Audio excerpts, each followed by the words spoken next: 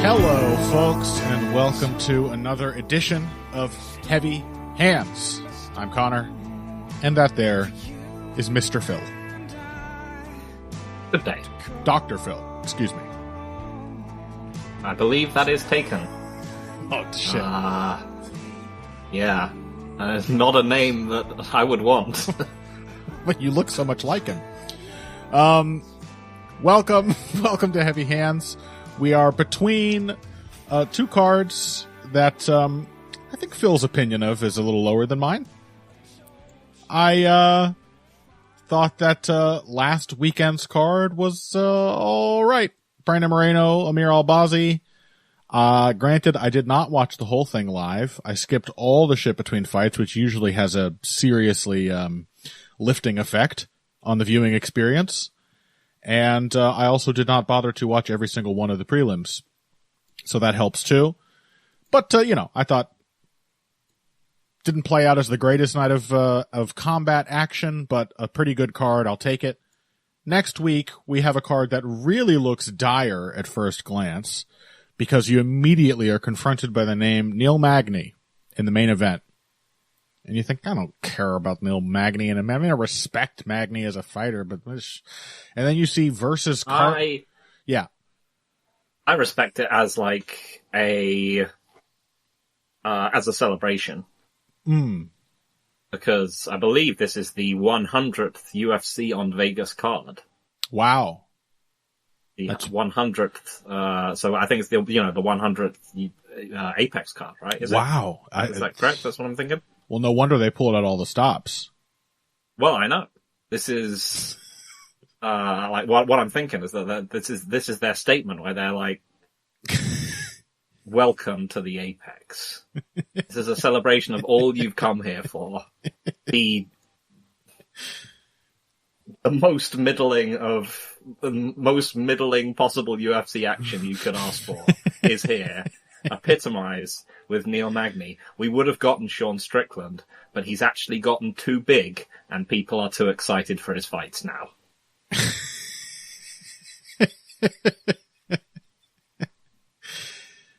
You know what it actually is? The card is celebrating the California State Athletic Commission's, I think California led, and now Nevada, the big commission for fighting in this country, has removed cannabis from its list of prohibited substances. They did that, I think, at the end of October.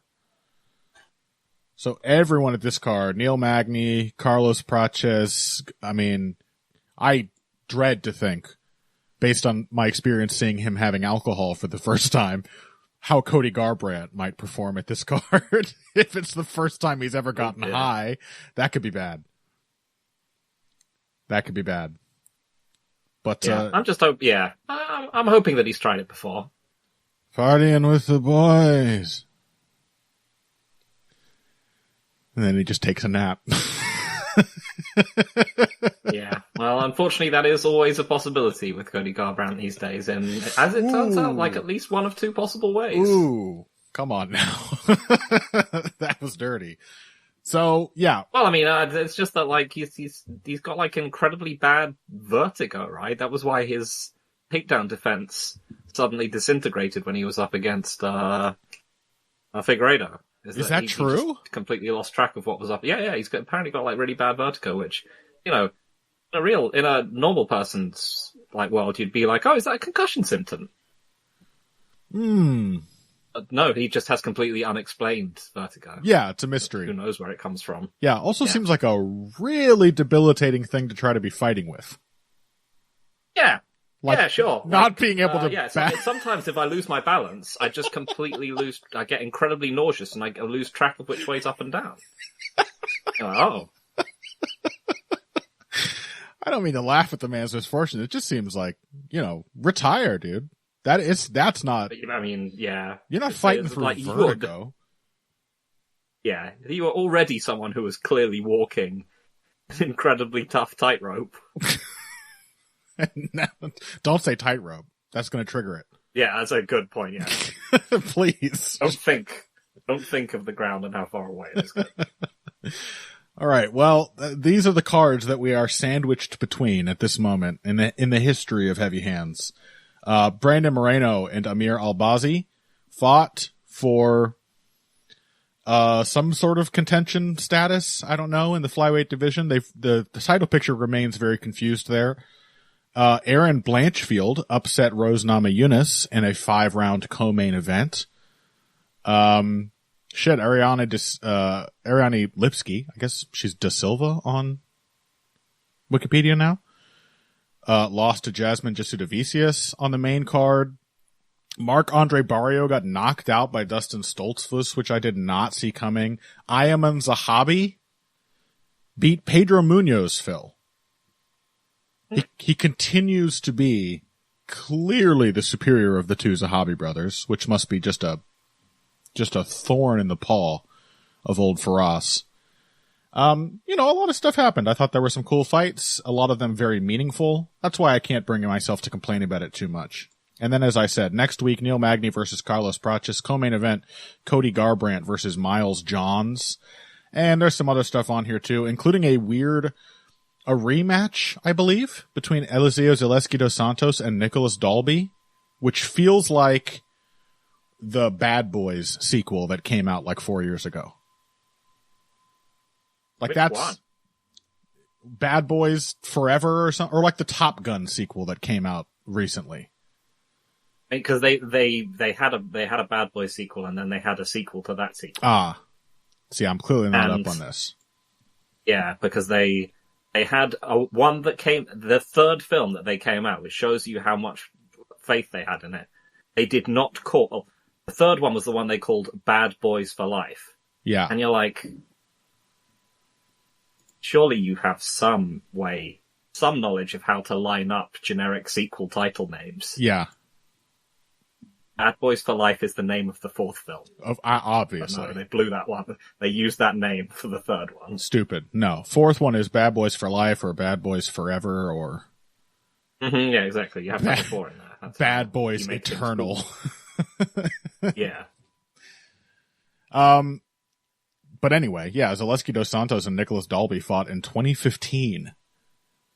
Ooh. They've not thought of it. That's why I make these fraudulent sequel reboot references. They've not thought of each other once in nearly 10 years. And now they're just fighting again because, sure.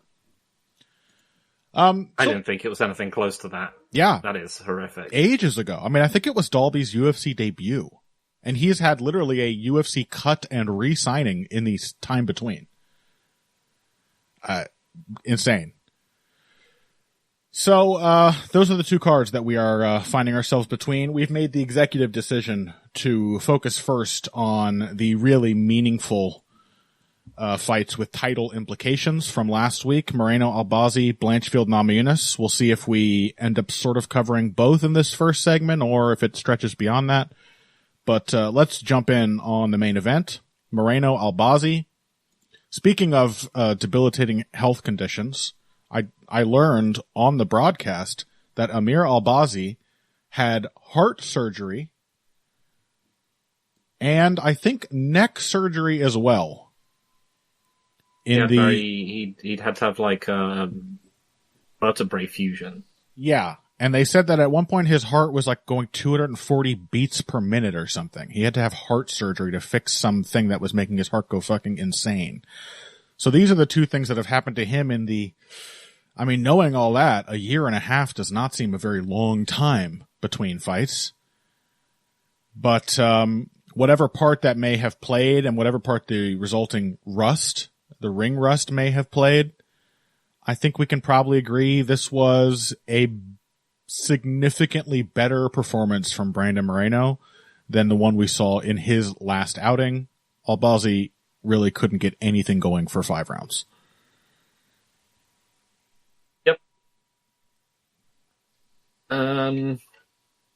Yeah, this was... so you can definitely see why people have criticism with this card, though, right? Because it wasn't without meaning, but it was also long. It was too long. It was, the choice to make Blanchfield Namajunas, a 5-rounder, was probably like the correct one from a sporting perspective. It also just meant that like you were looking down the barrel of a lot of long decisions by the end of this card. I mean, and yeah, the other problem with 50 this minutes, was that 50 minutes between the last two fights, not including all the stuff between, is a long time. Yep. If the fights are going to be really one-sided, which the main event was. Blanchfield Namajunas didn't really have it didn't have that feeling of delicious tension of a Topuria Holloway, Pineda Roundtree kind of fight, which is just full of little shifts of momentum, but it at least did it contained a story. You know, it contained two different fights that were both trying to happen at the same time. So I would say that's a fight that definitely shows the value of 5-round fight. I mean, that would have been a Namajunas win if it was a 3-rounder. Mm-hmm. So Moreno Albazi, on the other hand, at a certain point, it does become a slog to just watch somebody sort of losing. Yeah. And there was one, like, real story of this fight, which was that Moreno, since presumably fighting Royval, had realized that that he's actually really bad using his right hand. It's like, what if I went back to using the hand that I'm good with? Mm-hmm. And Albazi was like, oh no, I don't know what to do about this at all. I'm the jab and guy. That was, and that was kind of it. That was a lot of the fight. Like, Moreno was able to just capitalize on all the once he did that, he just didn't give Albazi any, right hands to counter. He just had all the classic advantages that you would expect Brandon Moreno to have. Like, he could just outpace him. He could just push him out of the fight with combinations whenever Albazi started to try and force his way back in. And he was just dinging him up with jabs and left hooks for the entire 25-minute fight. Yep. Yeah, even in this fight, I felt he did sort of forget about actually landing his jab until maybe round 2. He'd still kind of started. He started finding it at the end of round 1, but really what he was finding was timing on his counters and the combinations he could put together behind them. And I gotta wonder if that's part of what we saw from Moreno in the last fight, if he just has come to think of himself as a cool counterpuncher guy. Yeah. And he wants to be out there sticking his face into the pocket, tempting you, and then rolling under and winging these hooks that you don't see coming. And there were definitely moments of that in this fight where I felt, why are you not just triple jabbing this dude's face off right now? Like, it is working so well. It's allowing you to push him back. It's building so much momentum, and it's making all the other stuff, all of your worst punches, actually effective. But I can't really critique the performance too much. I thought he pretty much had it in hand the entire time, and I imagine he could feel that. And there was really no need to push too intently. He could kind of, in a way, it kind of helped him to manage the pace, that he was able to just sort of stand in front of Albazi for long periods of time, just kind of moving his head and saying, well, are you going to try to hit me? Because I am ahead. And, certainly a better performance than his last one. There is no denying that. Against a very, very flat-looking Amir Albazi, it does have to be said. Yeah, flat in many different ways, let's say. Yes. Phil is talking. Phil's about to talk about his skull shape right now. It's too flat. Yeah. We all know what that means. Clearly indicating both criminal tendencies and a low IQ.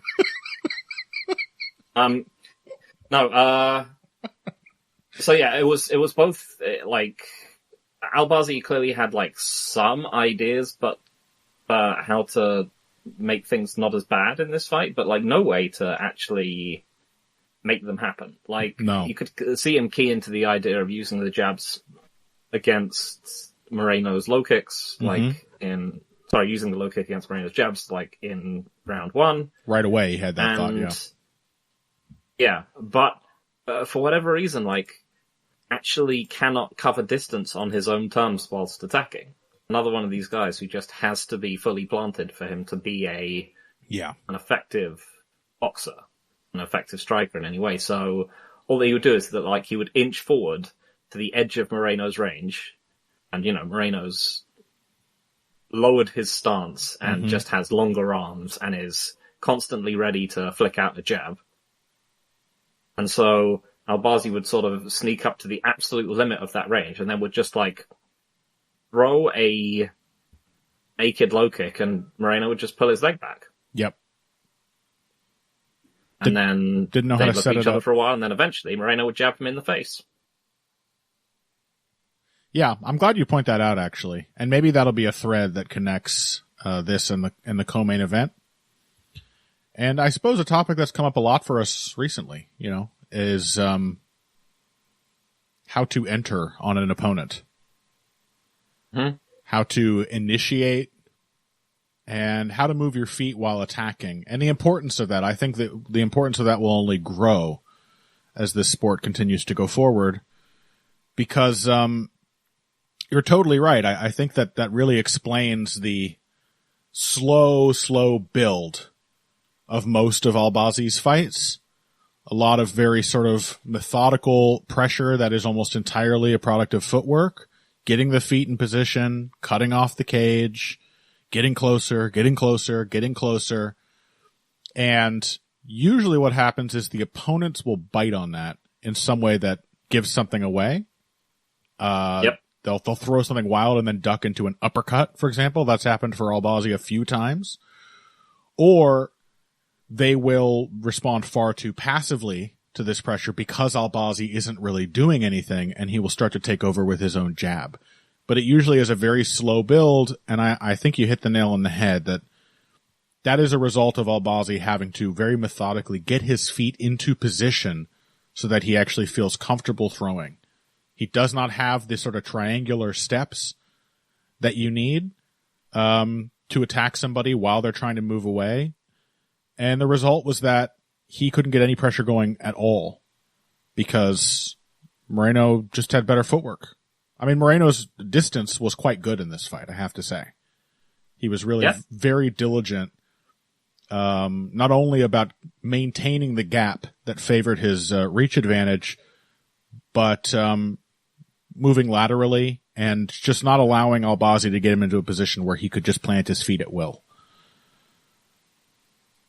And constantly giving Albazi just enough to think about so that Albazi wasn't making like the steps 6 or 8 inches closer that would mean that he could actually start meaningfully landing his own jab or creating his own offense. And it just left Albazi's options being to like swing like singular big shots at the points where Moreno had already, after Moreno had already committed. Right. And it's just not going to work. Like, what are you going to knock Moreno? Are you going to knock Brandon Moreno out doing that when you're on the tail end of a huge, like volume discrepancy? Yeah. And coming in off of a huge layoff. I mean, I have to imagine that could not have been helpful to get immediately thrown in against a former champion. Yeah. So actually, why don't we just take a break here? We're already at about 20 minutes. And next up, we'll talk about Blanchfield Namajunas. And if that doesn't take the whole segment, we can move on to other fights after that. But as we take a break here, I want to keep that thought in mind of Amir Albazi not being able to gain control of this fight because he did not know how to actually orchestrate a threatening entry on Brandon Moreno or get him into a position where he could even attempt a real entry into the pocket, into his range. This is a problem that played out in a big way throughout Blanchfield Namajunas as well, but with different results. So we'll talk about that after this. Hey everybody, thanks for listening to this week's Heavy Hands. If you like what you hear, please consider pledging to support the podcast on Patreon. Patreon is basically continuous crowdfunding. You sign up to contribute a certain amount per month to help us with production costs and the like, and in return you get rewards ranging from a mention on the Heavy Hands website to a question or topic of your choice being discussed on the show. We have a lot more in the works to reward you for your help, and we appreciate every contribution. No amount is too small. Just head over to patreon.com and find how you can help out, the only show dedicated to the finer points of face punching. Now let's get back to it. All right. So Namajunas versus Aaron Blanchfield. Rose Namajunas, that is. I actually found this to be a very interesting fight. I have found the entire flyweight journey for Rose Namajunas quite interesting. In many ways, Phil, it feels like one of the more classic going up in weight stories that I've seen in MMA. Because I like there's rules in boxing for like what happens when you go up in weight. These things are very well understood, and with such a large sample size, the rule kind of it tends to win out. In MMA, the sport being so undeveloped still, and fighters having such disparate skill sets, such variable like gaps and strengths that they can combine in so many different ways. In one sense, that makes MMA kind of much simpler to understand. Like, never in boxing would you say, guy who goes forward wins. It's not that simple. In MMA, so much shit can happen that, like, yes, going forward is in fact the most important thing. Just do not let the other person push you back because the sport is so complicated. But another way the sport is complicated in a way that I don't fully understand as yet is how little fighters will go up in weight and still be punchers. Sometimes will be more shocking as strikers. And we often attribute that to the sort of speed difference between them and their larger, slower opponents. Yep. That's not how it works in boxing. And that's not how it's been working for Rose Namajunas. Rose was a puncher at strawweight. She is not a puncher at flyweight. And I think that sort of explains what happened in the fight she was kind of drawn into. But I want to start because we ended the last segment talking about, entries and how to force your fight on an evasive opponent. I want to start by talking about how clumsily Aaron Blanchfield orchestrated that downward spiral for Rose Namajunas. Because you would think, Phil, at this point that Aaron Blanchfield knows she has to press people and force action and as the commentators love to say, make the fight a little dirty in order to win. Mm-hmm. You would assume she knows that. She had that fight with Jessica Andrade where it was super rough and tumble and she had to take some shots, and I don't think we have seen that in her last two fights, really. Manon Fiorot,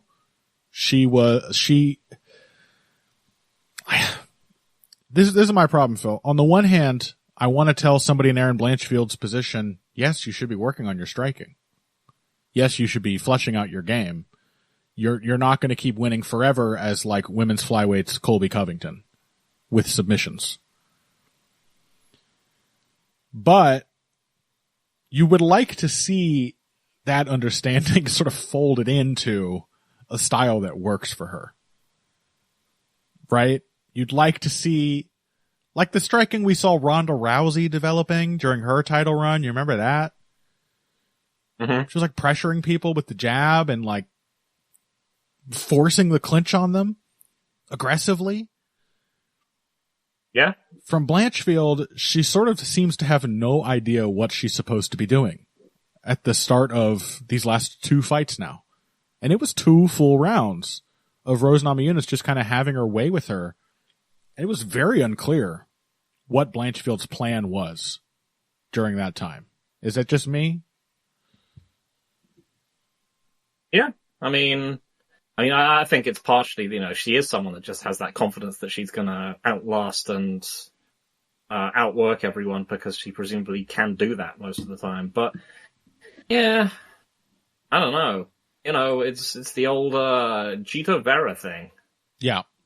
Like, you're immortal, and you've got an infinite gas tank. What are you doing? Right. I'm going to spend, like, the early portions of my fights being super passive. Yeah. It's perplexing. Like, there isn't, like, a huge technical game for you to suddenly, like, to unfurl later in the fight. Right. So, I don't consider this, I don't know, in a weird way, maybe this is part of the reason like you had a worse experience with this card as well. Even in this fight, it kind of didn't raise the stock of either fighter, in my estimation. No. Right? I mean, this was the first time in a while that we've actually seen Rose lose, you know, a classic Rose fight where she, you know, the kind of fight we've been predicting her to lose at some point for ages. Totally. She just gets out-physicaled and bullied. Yeah, and on the other hand, it also... Because when you were mentioning the dynamics of people moving up in weight, I found myself thinking, yeah, I mean, Rose doesn't look like a puncher at flyweight. And, I mean, it's at least partially because she doesn't even look fast. Yeah, she doesn't actually look like she's taken any physical advantages from going up to this weight class. Yeah. Like, she just looks kind of old now. Yeah. Well, she can't be old. She was a very fast... But, you know, and typically if you see someone who was quick at... quick at the weight class they were at, and then they move up, they're going to be even faster. Michael Johnson is not that fast at featherweight, but extremely fast at lightweight. Right. All that other kind of stuff, like the speed is just not translating. And if Rose Namajunas doesn't have speed, right. then I mean, this is the kind of fights that she's having, and the kind of fights we're going to see, because she's not shocking people, and she's just getting eventually dragged into sort of ugly wars that she's sometimes winning and sometimes just getting overwhelmed in. I got to correct you though that Rose Namajunas is old. She's only 32, Phil. She's only 32. Bro thought 32 was old. Skull emoji, skull emoji, skull emoji. Yeah. The motto of this of 2024. Yeah. Bro thinks 32 is old. She might just be entering her prime, if you think about it. Yeah. Yeah, I agree. I didn't think she looked like really slow until she started to tire, which she definitely did. But she didn't look as fast as she used to. There's no question about that. And some of that is probably age and wear and tear, and some of it is probably that she did gain weight over the last couple of years fighting at 125. But yeah, this is the thing, is that when Blanchfield finally remembered how she's won every fight she's ever won in round 3 and started to force exchanges, sort of embracing the fact that Namajunas is not hurting her and that she may as well make something happen, the way Namajunas responds to that pressure and aggression is the way a puncher would respond, right? Yeah. She's a boxer puncher is what she is, Phil. One of my favorite categories to talk about on this show. And that's what a boxer puncher would do. They would out slick you, and then you try to test them, and they would go Sugar Ray Leonard on your ass and drop you. But she can't do that at 125. And so what happened is she started trying to slug to back Blanchfield off, and Blanchfield got excited. It's like, oh, this is great. She's standing in front of me throwing 4 punches in a row. And then the clinches started to happen. So that's why I was thinking of the weight change in particular, that Rose still has the instincts of somebody who can hurt people. And so far at 125, she has not actually looked capable of hurting anyone, even incredibly hittable fighters like Blanchfield. Yeah. Yeah, I can't remember a moment where she's buzzed someone. I think she might have I think she might have slightly rocked Manon Fiorot, although I think it might have also been a slip in round 3 of that fight. She was putting a lot of pressure on her. She hit her. Fiorot fell down, but I wouldn't necessarily call it a knockdown. Yeah, I mean, this wasn't even like a bad performance. It wasn't, as much as I said it was like a classic Rose losing performance, it wasn't even that to a lot of extent, because she was, again, still coming out and going for it in round 5. She was just getting physically overwhelmed. Like you said, she was, and I know, partially her going for it was what was killing her, because she was... What she needed was to... getting into a... Yeah, go on, please. Getting into a wild brawl with someone who was bigger and stronger. Right. What she needed was, because she was winning the fight as an outfighter. And it's not like, what, is Blanchfield going to suddenly reveal that she's a masterful cage cutter? Like, no, Rose Namajunas is capable of sticking her on the end of the jab. And, like, often all you need against somebody like Blanchfield who's building this kind of momentum, look at Topuria Emmett. 5th round of that fight. Josh Emmett is dead lost. It's a miracle he's still on his feet. And his corner inspires him and he gets all fired up and he comes out and goes nuts. For how long? About a minute and a half. Before he sort of settles back into the fight he was losing before. Why? Because Topuria lets him punch himself out. He treats him like a little kid having a tantrum. He's like, okay, you're going to do this. Why should I try to exchange with you? Like, you're going to take anything I throw and try to knock me out. So I'm just going to move around and let you throw. And eventually you'll get frustrated and or bored and or tired. And that's exactly what happened. He rode it out. Sean O'Malley did something similar to Chito Vera in the 5th round of their fight. And that's what Rose needed here. This was not the time when you're losing because you've been allowing these collisions and these clinches to stand your ground and try to throw a bunch of punches. You have better evasive footwork than her. Just sidestep and pivot away. And then she's going to come at you again. Sidestep and pivot away. You can go the same direction every time against somebody like Blanchfield. Pivot to the left. Pivot to the left. Pivot to the left.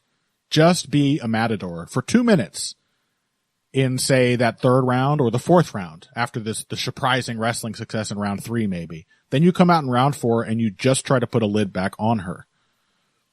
But Rose has a puncher's instincts. And so as Blanchfield upped the pressure, Rose thought she had to fight, and you're totally right that it basically resulted in a return to form.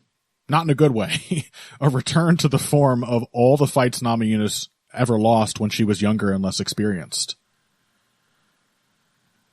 So yeah, that gave me, I suppose, not any really new questions, but it did sort of crystallize my impression of Rose as a flyweight fighter and an aging fighter too. Yeah.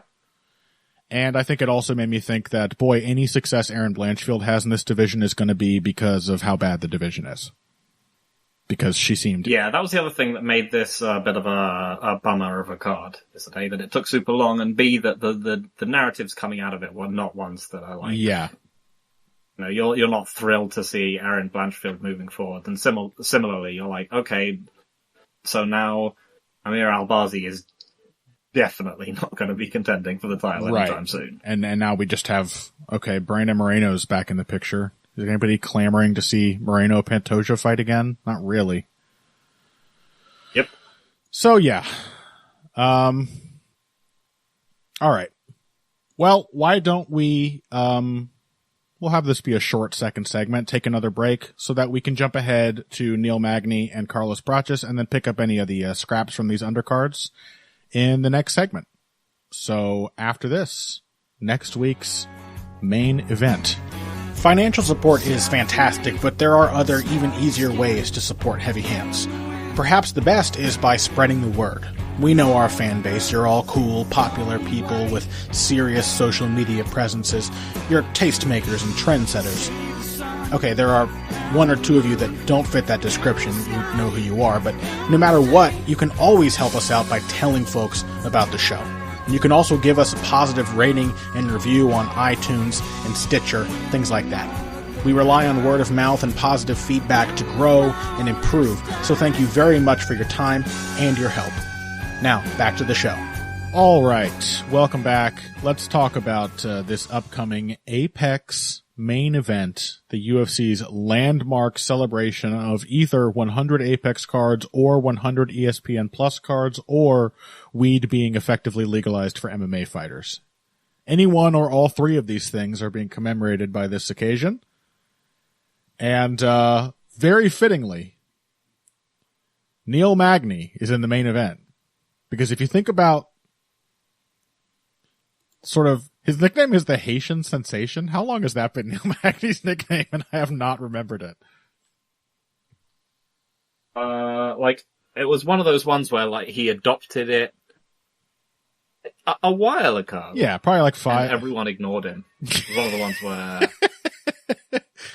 It was like isn't Jim Miller's nickname A10 or something? Yeah, that one's kind of cool. The A10 is a pretty dope plane. Everyone agrees. Yeah. The one I think of is Hector Lombard's nickname change. Oh, Showweather. Showweather. One which he had to explain what the nickname meant every time he mentioned it. That's how you know it's good. Yeah, wasn't he Hector Lightning Lombard? Yeah, Lightning. Not a creative nickname, but perfectly fitting for his name. Yep. Yeah, for Neil Magny, I assume the Haitian Sensation, I assume the sensation being referred to there is low blood pressure. Yes. That's sort of the feeling. That's sort of the feeling you get sometimes watching Neil Magny fight, is a particularly Haitian sort of ailment, which is making you very sleepy and tired.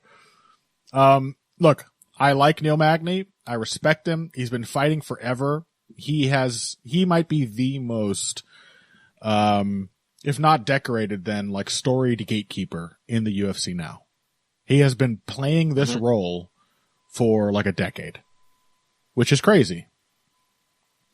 He is not a main event fighter. I think everybody knows that, that nobody is showing up to see Neil Magny. And indeed, I do not think that's why this fight was made, because Neil Magny, as part of his gatekeeping role, is being fed to Carlos Praches, who is one of the one of the three, I guess, most successful representatives of the Ascendant Fighting Nerds team. It's him, Caio Borralho up at middleweight, and Jean Silva down at featherweight are the destroyers, the extremely nerdy and bookish destroyers coming out of that camp. And Praches is perhaps he's perhaps the nerdiest of them all. He's covered in tattoos. Yeah. He's 6'1" with super long arms, and he hits like a Mack truck, like every nerd I've ever met. Of course. and he's usually posting pictures of himself on social media, like smoking cigarettes and talking up random women. So he's a real classic nerd archetype. And clearly, that's how I see it. This fight was made so that Neil Magny's name can buoy the rise of Carlos Praches as a welterweight contender. And they're probably thinking, I hope this one turns out better than Ian Gary. Yeah. I mean, the Ian Gary experiment hasn't ended yet, but... But it has lost steam. Yeah, the train is certainly, the hype train is certainly sort of wibbling on the tracks, back and forth in a kind of worrying way. The journey's not over, but we're having a large curve, an extended layover. Yeah, Ian Gary is currently in the consignment shop, not consignment shop. What's it called at an airport? Royalty free, duty free. Duty free. Jesus Christ. Okay, that joke, I have effectively killed it. Let's talk about the fight instead. Neil Magny, Carlos Praches. Okay, so there's two ways of looking at this one, which is, firstly, that, like, you can do the old, does this person reach the Neil Magny standard? You know, does this person have any of the abilities that allow them to destroy Neil Magny? You can do that one if you want. Mm-hmm. But I think it was Mike Malott, which was a fight that Magny won. Mm-hmm.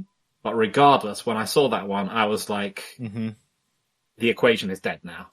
Yeah, the rules are changing. This is no longer like an iron law that you have to be either good at wrestling or good at low kicks and pressure to beat Neil Magny, because he's kind of done now. Yeah. And he managed to grit his way back into that fight, helped by Mike Malott absolutely imploding. Yeah. But yeah, now I just don't feel like I need to take the stylistic questions into account, particularly when we're talking, someone with like major firepower, as we found out in fact, Neil Magny's last fight against Morales. Michael Morales. Yeah.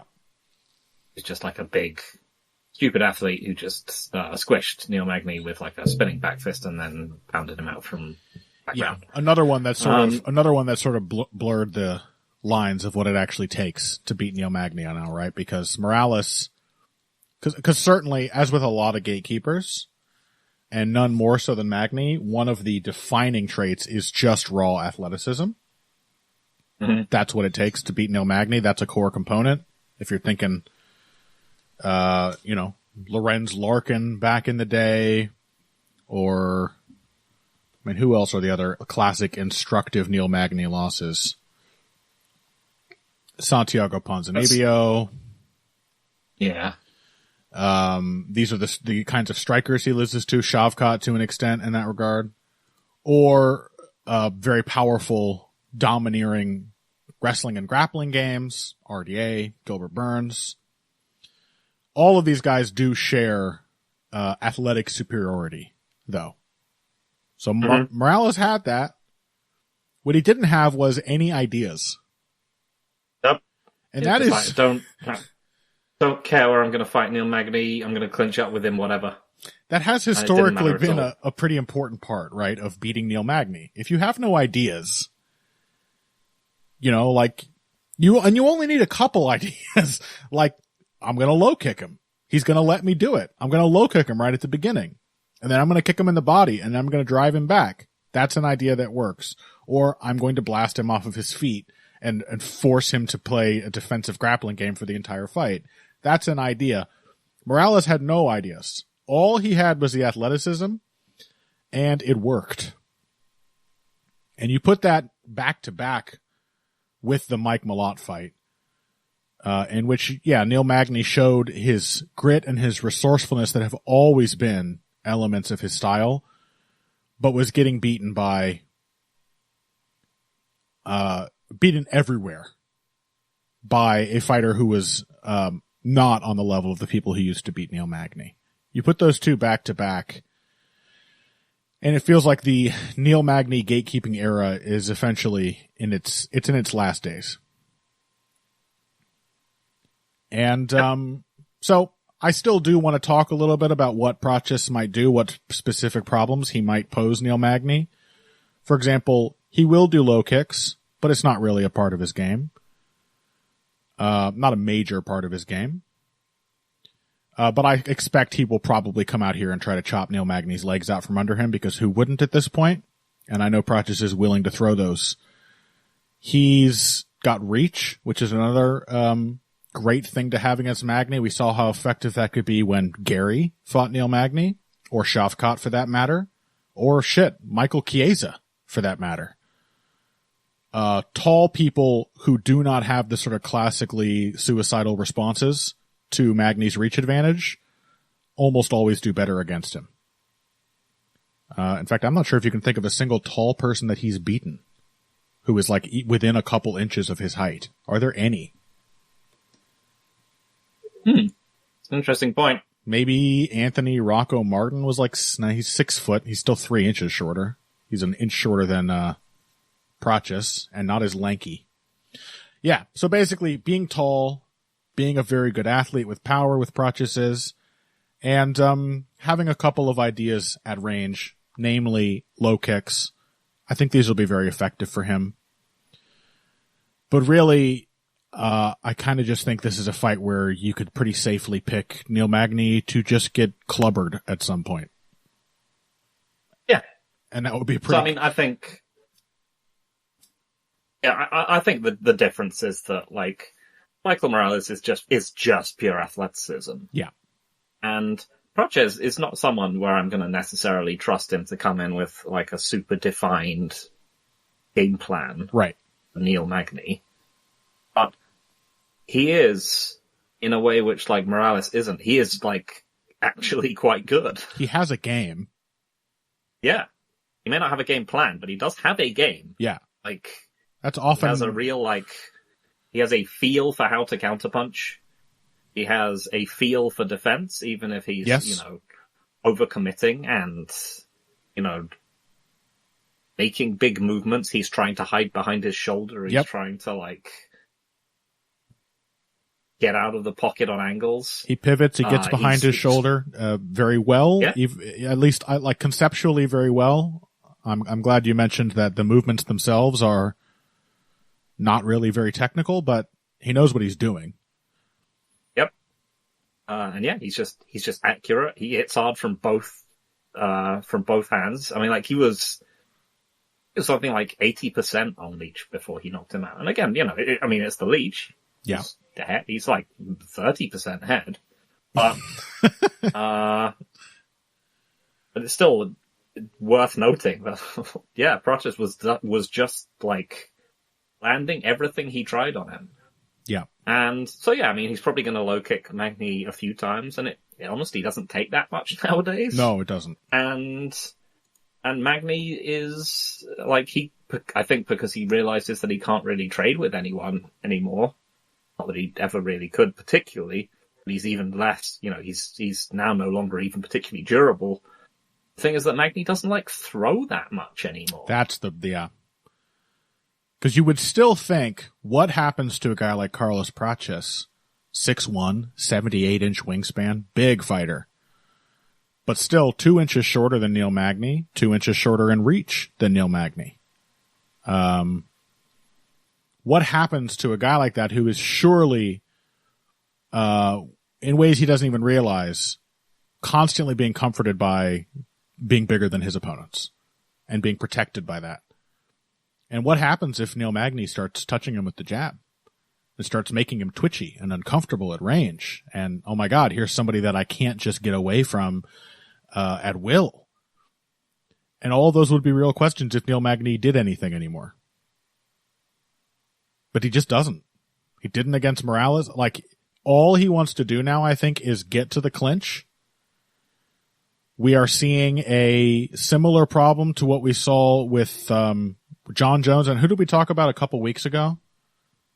Who was a great clinch fighter who never actually insisted on clinching? Max? Jacek? We talked about her as a comparison. I think it was while we were discussing Max Holloway. Yeah. We thought he's actually very good in the clinch, but he's never going to make it happen. Yeah. For sure. And this is a problem with Neil Magny as well. That's why the mystery of Neil Magny has been so compelling to us all these years, right? That he's not actually making anybody grapple or wrestle with him. They don't like it. They don't like standing with him. And so they force the clinch, and then he starts winning. Well, now Neil Magny wants the clinch. And he's very obvious about trying to get it.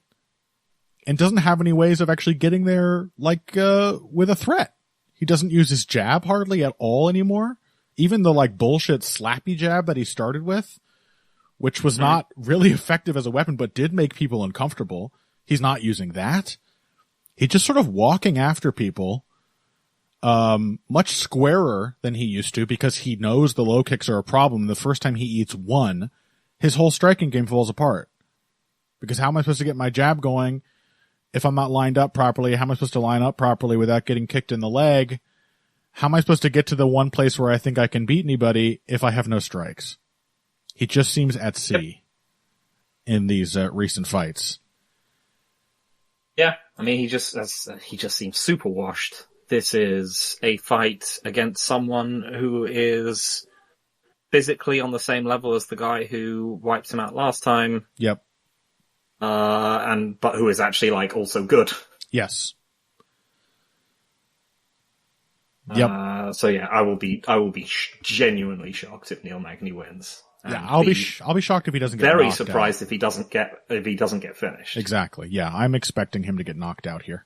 Prochez had a rougher period earlier in his career. I mean, he's a 26 fight veteran at this point, so he's been at it for quite a while. But in the last 5 years or more, yeah, going back to, let's see, going back to 2019, he has not won a single fight without a knockout. They're all wins going back to 2019. That's his last decision win. He knocked out the Leech. He knocked out Charles Radke, which doesn't mean as much. Knocked out Trevin Giles. You know, the level has not been. But I don't think Neil Magny is on a significantly higher level than the Leech at the moment. I really don't. I just think no, absolutely not. I just think he's shot. Yep. Do we want to talk about Cody Garbrandt at all? Or do you want to talk about anything that caught your eye from last week's card? I don't know why they buried what's it called? Jordan? The Charles Jordan fight. Yeah. With Victor Henry so far down. That's very the one that confusing. jumps out to, yeah. They had Brenson Hibero and Caio Machado on the main card. Mm-hmm. I was so glad we got to see that split decision. Yeah, right. Over Jordan Henry. Also Zahabi Munoz and Zalal yes. Shore. Yeah. All would have been worthy main card fights, for sure. Yeah, so what did you make of Jordan's performance? Yeah, I mean, he looks like he's very well suited to this weight class, to be honest. Right. This was his bantamweight debut. Or possibly his return. He might have fought at bantamweight much earlier in his career. I don't know. Yeah, I don't know if I've ever heard of him being down there. Yeah, I think he's... Yeah. Mm-hmm. Go on. He was a relatively small featherweight. Certainly. And now he just seems to have kept everything. And it was a tough match for Victor Henry, who mostly needs to either be getting inside and working people and out voluming them, or he just needs to be inside working his volume game. But Jordan is obviously someone who can just kind of pepper you incessantly from right. far away. Yeah, my read on Henry with Zane last week is that he's sometimes I suppose you could call it analysis paralysis, but I might call it tactical encumbrance. Mm-hmm. That Victor Henry is a guy who he's not super dangerous or powerful. He needs to build a lead on somebody with volume and output, and yet he does not have a really simple sort of streamlined way of getting that result. He has too many options, and he is always trying to do everything. And I mean, maybe against an off version of Jordan that could yield something, but against the version of Jordan who at the very least is capable of figuring out where his openings are and figuring out what his effective weapons are by the halfway point of the fight, Henry tends to just get himself stuck in really tough fights where he can't steal rounds with big moments and he can't actually get into any kind of flow. He's never just sticking and moving when he should be. Yep. He's I'm going to have to do these crazy kicks and I got to do this and I got to test the takedowns. He has to do everything. And, it was nice to see, Jordan actually solve that. He did, of course, still get taken down, but fortunately for him, bantamweight is not really the wrestlers division. At least not until you get up to the, Marab level. Yes. It's mostly punchers. And then it's suddenly very, very much the wrestlers division. Yes. But yeah, I think it was mostly, Jordan figured that, he could just throw big kicks at Henry to keep, the harder counters shelved, and then once Henry was looking to step in and block the kicks, he just jabbed him. Yep. Yeah, it's just the problem that, like, yeah, Henry just doesn't really have much of a range game, which makes it all the more impressive. Like, he was able to beat people like Oni Barcelos by just getting inside on them. Yeah, I mean, that's the thing. He does have a range game. That's why it took me a long time to kind of wrap my head around him. He has a lot of range tools, but they don't fit together. He's not, he's a diligent kicker, and he has a good jab and a variety of jabs. He can paw and flick and snap it, but he doesn't actually seem to really build anything. These aren't like core skills that enhance his control of the fight. He's really married to this idea of having constant variety. Like he's going to befuddle the opponent, but none of it is, it's a bit of a Winklejohn fighter kind of syndrome, isn't it? Yep. How about Yusuf Zalal? That was a heartbreaker for me, world's #1 Jack Shore fan. World's only Jack Shore fan, me and Zane, basically, where it's a fan club of 2. I like Jack Shore. As I said, he was one of the people where I saw it coming up on the regionals, and he always, it's like bands, right? Yeah. And you see them. I saw him with 30 you other see them people in at like a bar. A small, gig or supporting someone else, and then they get bigger, and you'll always have a soft spot for them. Sure. Indeed. Putting my American accent to use there. But yeah, I mean, what did you make of Yusuf Zalal? I mean, this was kind of this was the whiplash, and it always is when a fighter like Zalal hits this stride. That it's like Drew Dober. Here's a guy who's been a great athlete pretty much his whole career, and you don't necessarily feel his athletic potency because of sort of how his style is put together. And then he makes a couple of often pretty small changes that just lean into the physicality. And suddenly I'm looking at Yusuf Zalal, because the conversation Zane and I had about this fight was, like with Neil Magny, like, well, elite athleticism is clearly a common trait of people who beat Jack Shore. And we're like, I think Zalal's a good athlete. And I think he's been showing it more because he's looking for more decisive action. He no longer is treating the takedown as like the end all be all of all his work on the feet. He is looking for big openings for decisive shots to land. But I still didn't really expect Zalal to be able to like overpower Jack Shore. I was still kind of surprised when it actually happened. Yeah, I mean, the main thing is that it's like Rose Namajunas, is that you look at Jack Shore and you are just like, this is not the weight class for you. Yeah. You look at how he made his tough fights work at bantamweight. You know, I mean, the big one was obviously like Timo Valiev, right? Yeah. And it's him sort of having a fairly commanding, but, you know, somewhat flat-footed, you know, controlling, like, fight where he's using his jab to, like, set up his uppercut and control Valiev's level changes and, you know, working off the reach advantage. And then you're like, how is this guy gonna work when everyone is bigger than him? Yeah. Like he clearly doesn't have like a speed advantage to leverage upper weight class, and we can obviously see that here because Zalal was obviously much faster than him. Yep. As was Johansson Brito. Like in his one like proving point performance at featherweight was like Makwan Amirkhani. Right. And like 2023 era Makwan Amirkhani at that, which is, you know, one of the more predictable outcomes you could get, because you're just like, of all the things, he's not going to get tapped out in round 1. Right. So he's just going to win that one by default. Yeah, he's just not a good featherweight.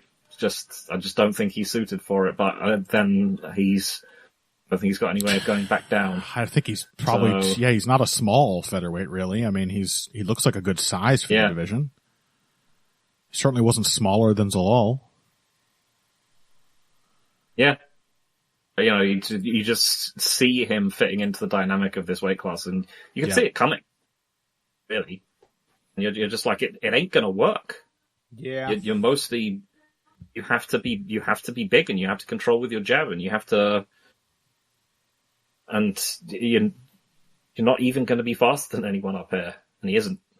Yeah. All he's got is solid technique, and at a high level, you can have the most solid technique in the world. Things will still go wrong. Mm-hmm.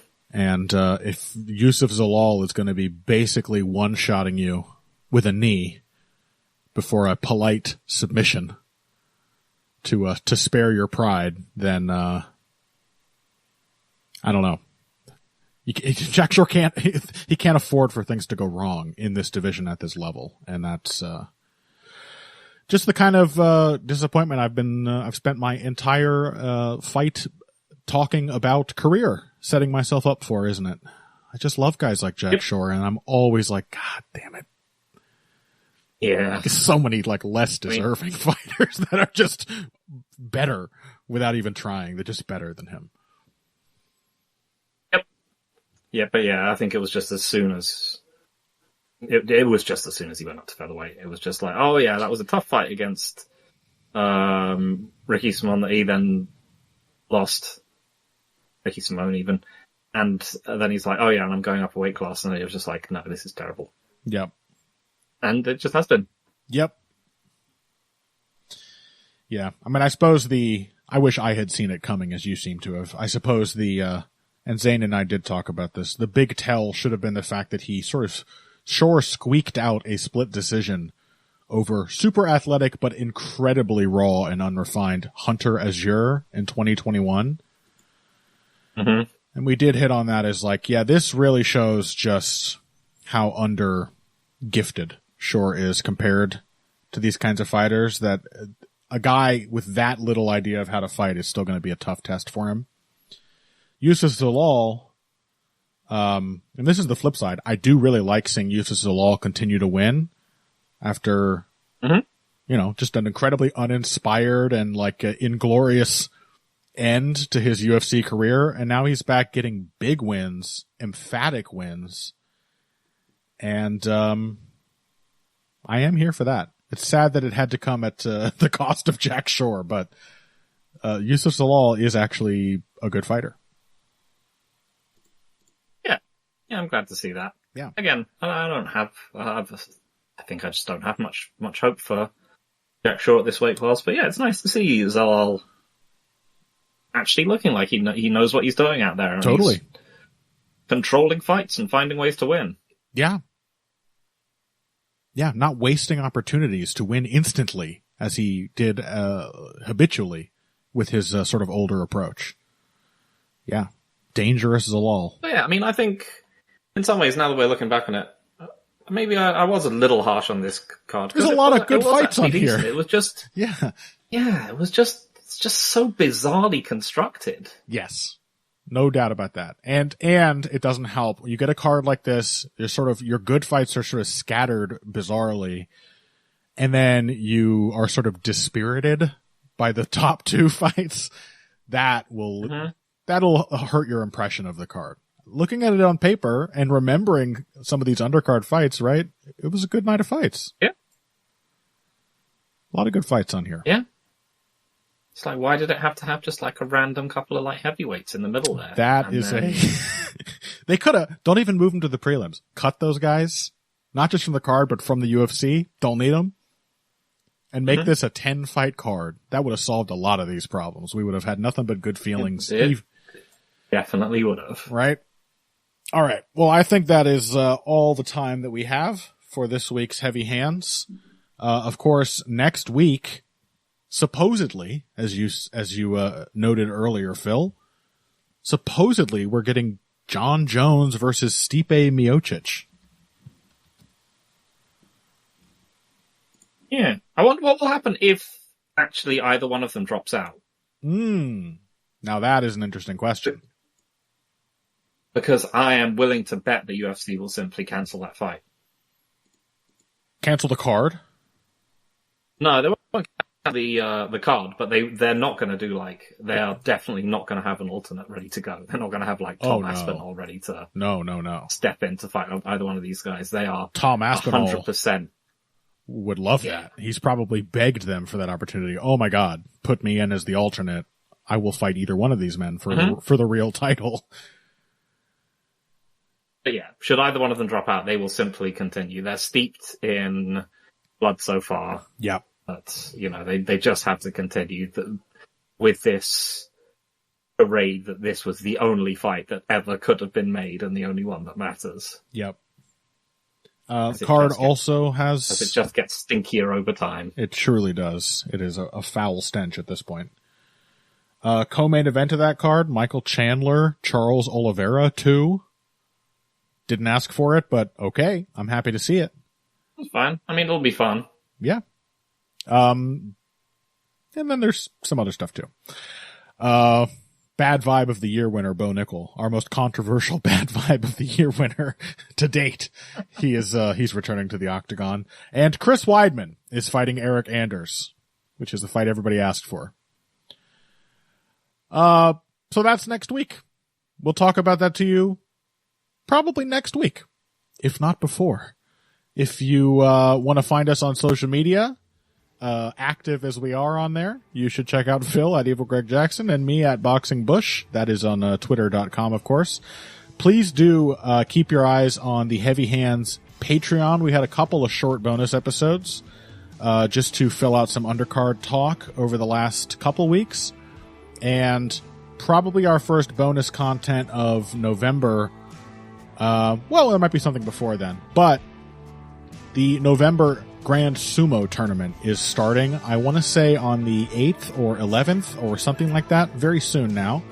And so Miguel Class and I will be giving you 2 episodes of Heavy Henka, our sumo recap and discussion show this month. We're going to talk after the first 7 days, the first half of the tournament, and then we're going to talk about the final results when the full 15-day bill is done at the end of the month. So please check out the Heavy Hands Patreon for that. And we'll talk to you next week about Jones Miocic. Maybe. If you came here today for the finer points of face punching, you came to the right place.